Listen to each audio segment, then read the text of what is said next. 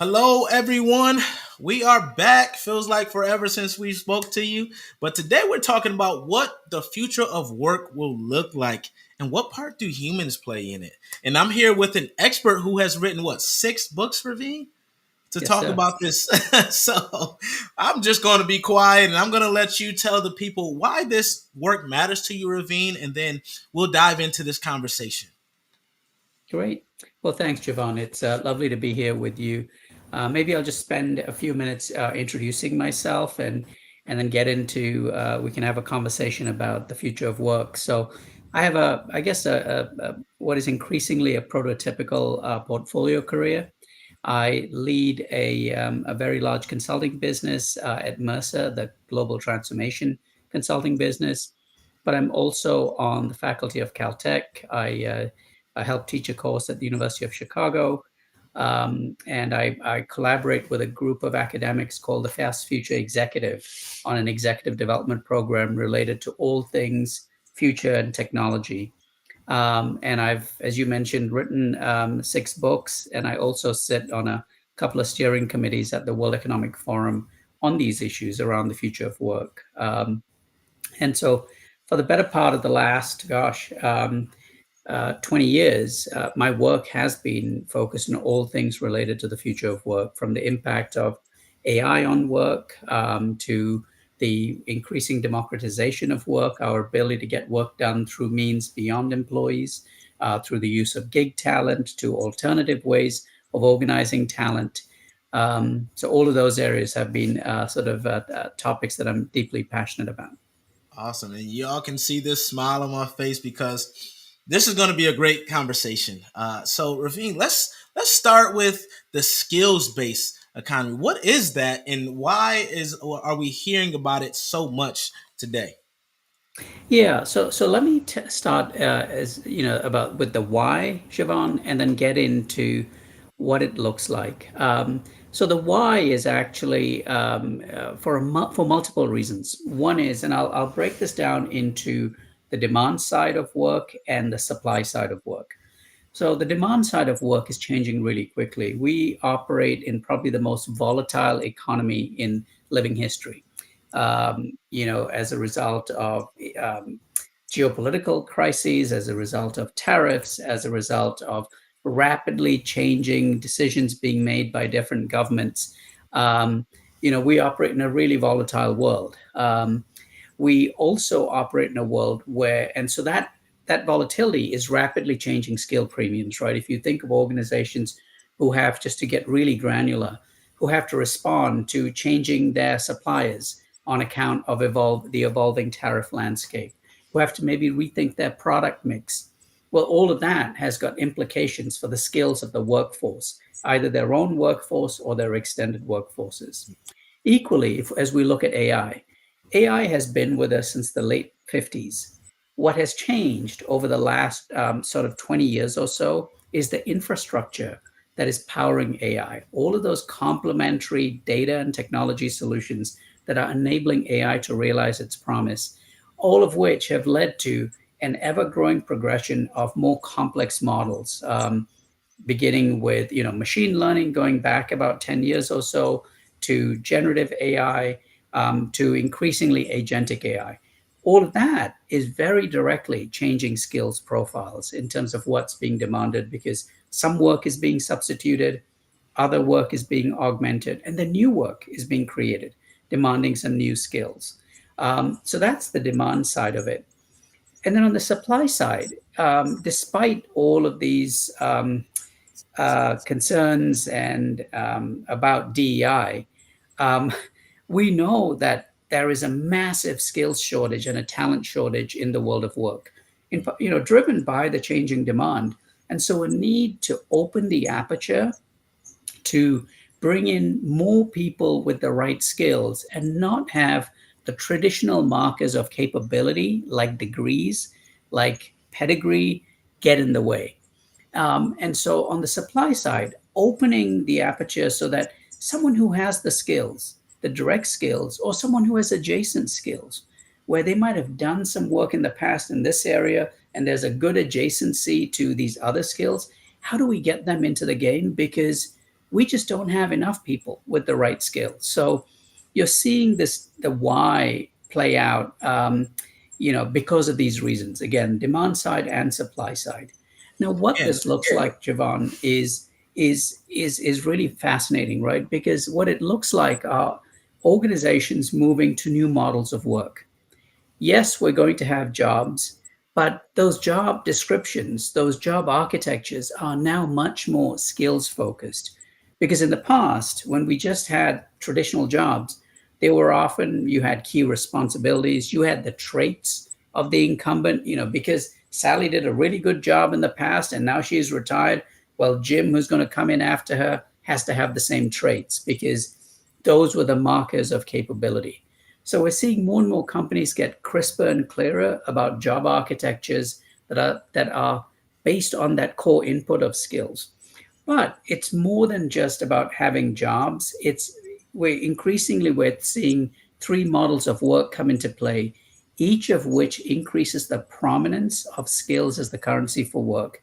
And we're seeing companies get a really significant return. So from that traditional fixed model to increasingly more flexible models of work, where people might be in jobs, but they have the flexibility to express their skills in different areas or to go acquire new skills. You're seeing many companies introduce talent marketplaces and get a really significant return on that investment by allowing talent to deploy across large, complex organizations or smaller, more focused organizations. And then the third model is what we call the flow model. This is where people might be employees, they might be gig workers.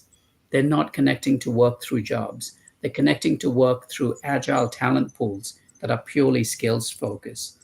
And what's fascinating, Jevon, is as we move through these fixed, flex, and flow models, as companies deploy work from left to right, if that makes sense, um, the agility, the productivity, the speed of the organization increases exponentially. Wow. All right. So we just got a master class in about 5 minutes, Ravine. Thank you for this. This is what I knew was going to happen. So I hope you all are taking notes first and foremost, and you have to rewatch it because he just dropped a ton of gems in 5 minutes. That's why you had 6 books and countless articles on this topic, Ravine. So so thank you for that. You mentioned a couple of things. You mentioned the right skills. So let's dive in and drill in on what the right skills look like now that we have all of this technology, especially AI. And then you mentioned the term agentic. So let's make sure we zoom in on what that term is, and then let's talk about those right skills. Sure. Yeah. So let's maybe let me give you an example of agentic AI in play, Javon. So in 2018, my co-author John Boudreau and I wrote our then third book together called Reinventing Jobs, and it was all about the impact of machine learning, deep learning on work and how it was changing. And people forget that back in 2018 we had really impressive technologies back then as well. So where you saw the Amazon Go store right in place. We didn't have Gen AI, but we had really prolific AI. One of the things that we did back then in that book was to illustrate how AI was going to change oncology. All the way from diagnostics with, like, for example, with Watson for oncology to robotics during surgery, and then the use of AI for post-operative care. In that time, what you had were what we now think of as pretty dumb chatbots, right? So a machine learning algorithm that would follow up with me after my surgery to say, how are you feeling? I would input data. Do you have a temperature? So it was these series of very one-way conversations, right? And it was each conversation started and ended with a question and a response. That was it.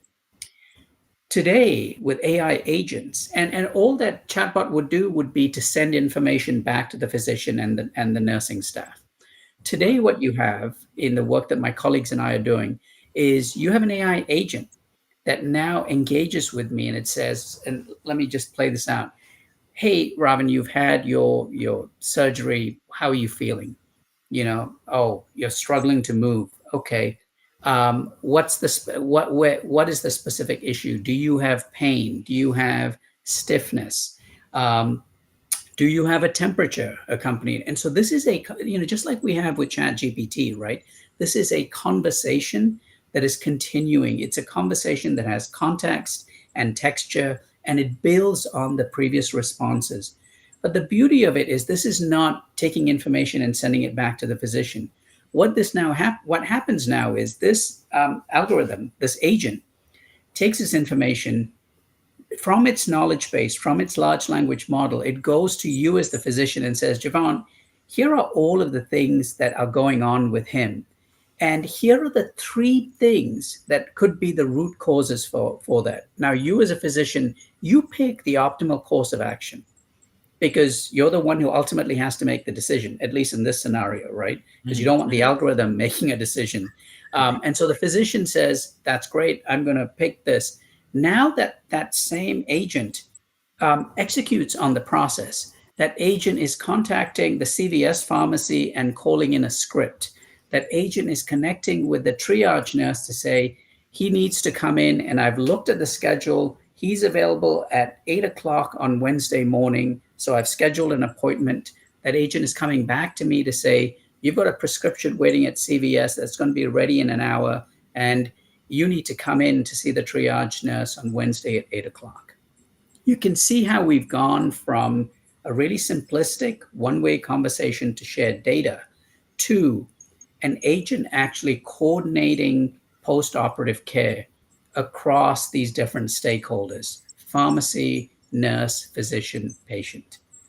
I'm hoping that example is helpful. That was very helpful, Ravine. Thank you for that. And it painted a picture, and I'm sure it'll help people kind of see it and depict it in their own unique situations, how that agentic agent can help. And what I'm really gathering is a lot of us say AI, like artificial intelligence. I like to say augmented intelligence because what I heard was it helping us to be more efficient so that we can apply our skills and our expertise and our humanity to things that really matter most, that are uniquely geared towards us and centered on being human. So we asked the question earlier, like, what are those skills that are required now that agents can do all of that stuff? We have very robust, systems and AI in place. So what would those skills be that people should start looking at developing and upskilling or reskilling? So what you're going to see are a couple of things. One is every one of us needs to be truly AI fluent. We went from saying we're going to have this great new job called prompt engineering. Remember that, like a couple of Yep, years I ago? remember it. Yeah. Absolutely. And every one of us needs to have the skill of prompt engineering. It's not going to be a job. It's going to be a skill that all of us need because all of us are going to be working with AI. Now, AI is going to do three things, right? It's going to substitute some of the work that we do. Absolutely will. But to your point, it's also going to augment a lot of other stuff that we do, making us super productive. We're seeing that in contact centers, right? Hmm. Um, and so, and it's also going to create demand for new skills. The thing that we know, Javon, is the two broad categories of skills, right? Technical, what have often been called hard skills, and then the human, or what have sometimes in the past been called soft skills. Nothing soft about them. Right. Foundational. Exactly. Because what's going to happen is those technical skills are their half-life is shrinking really quickly. Certain AI skills that we talked about in 2022 are no longer demanded. Other AI skills are increasingly coming to the fore. But those human skills, our ability to communicate with care and empathy, our ability to think critically, our ability to discern when AI is giving us nonsense, right? From the hallucinations of these large language models. All of those skills are really going to come to the fore. And that's what's going to distinguish us. And, increasingly, learning agility is going to be probably one of the most critical skills. On my website, I have this tongue-in-cheek thing, right? In way back when Descartes said, I think, therefore I am. Really bright woman I had the pleasure of and privilege of working with, Sherry Turkle, really well-known psychologist, in 2018 said, I share, therefore I am. And I think the going forward mantra is going to be, I learn, therefore I am. I love that. I love that. That ties into my one of my favorite topics is curiosity. And I love that you said to learn, therefore I am, because that's really when we think about this whole AI piece. You mentioned understanding when it's giving us nonsense, but that component of context that we can only do as humans, like AI is great, but it may over generalize things, right? So it may also, rate everything at the same level. For instance, in a finance situation, maybe financial strategy should be rated more than the financial calculations. AI can't differentiate the two because it doesn't know the context or situation. So I love that you said the curiosity. So I want people that's listening to really think about in their context, like what am I doing now? And where can I see AI coming into play to augment what I'm doing? And what should I be thinking about moving forward? Because this is a great time for us to start being forward thinking. We should have a little bit more time on our hands. Now that AI can do all the base stuff for us, right? So that Indeed. time we need to be spending thinking. And I like to say that because we're so fast, we're so quick, and the time that we should be getting, we're filling it with other things, other busy tasks. So I have the framework. It's called the 3DA success formula. So delegate, delete, delay, and automate. And AI can really do all of those things now. It's able to say, all right, this task, you shouldn't be spending your time on this, right? Prioritize it with something else. This task is useless. Your goals have changed, so you need to remove that.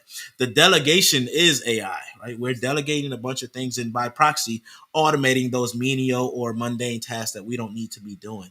So I just feel like we need to step into this ravine and not be so afraid of Yeah. what's coming up, but just looking at it as an opportunity for growth. Absolutely. Javon, you've said it really well. I think curiosity is going to be such a baseline and a foundational element for all of us. And then our willingness to continuously keep reinventing our work, right? Mhm. Continuously asking, where can I substitute? Where can I augment? Where can I transform?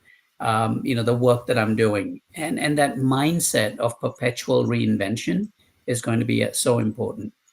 Absolutely. And I know we're winding down on time, but we have two questions in the chat. One is the future of work is changing so fast. Are we ready to keep up? Boy, you know what? We're going to have to make sure that we are. And it's a really good question. And I don't mean this and I don't mean my response to be sort of trivial, but I think one thing that's going to be really important is that each of us seizes back the balance. And, because I feel like we've lost the war on work-life balance. And I Yep. think we need to move from trying to get work life balance to intentionally designing in space for learning and well being in the flow of work. Because work will expand to fill every waking hour. That We 100. need to be intentional in redesigning that so that there is space for learning and well being in the flow of work. And I think that's going to be essential to enabling us to keep up. Absolutely. And to be honest, I feel like we're actually going backwards on that, Ravine. You're seeing like the forced mandates, the RTOs, and no reason why. They're just saying, hey, you need to come back, or, hey, we don't care that you live 2 hours away, or, we know that you have a family to take care of, your mother is sick, but we don't care that flex time is no longer, hybrid work is no longer a thing. What do you think about that? Like, what do you think about that as we talk about embedding wellness into the way our framework and fabric of the way we work? I think the organizations who are mandating 5 days a week back in the office, you know, um, I think that calculus is based on, we've gone from the suppliers of talent being able to sort of dictate their terms to increasingly the buyers or the demand side, right? The companies being able to dictate terms because the economy's gotten weaker, we have more uncertainty, and so companies maybe feel that they need to have people back in the office. But I always say to organizations who are thinking about this, be really intentional in understanding why you need people back. And it can't be about control. Right. It can't be about productivity because we demonstrated that we could be productive in a completely virtual environment. We demonstrated we could be productive in a hybrid environment. Now, appreciate that innovation sometimes suffers in a completely virtual environment. because of the need of what people can do when they're together. But that doesn't mean 5 days a week, right? Because if Right. I'm head down working on a spreadsheet, I don't need to be in the office. I could be at Starbucks, right? So I think it's really important that companies be intentional. I'll go back to what I said at the beginning, Javon. You know, you get to force these mandates when you think you've got a strong supply of talent. But we know, particularly in our country, in the United States, demographic change, the lack of immigration to plug skill gaps, all of those things are driving a talent shortage. So unless you're going to replace your entire workforce with a bunch of robots, which I know some aspire to, but probably not going to happen anytime soon. Absolutely. Um, I think we're going to need to balance that demand and supply sides of the equation a lot more thoughtfully.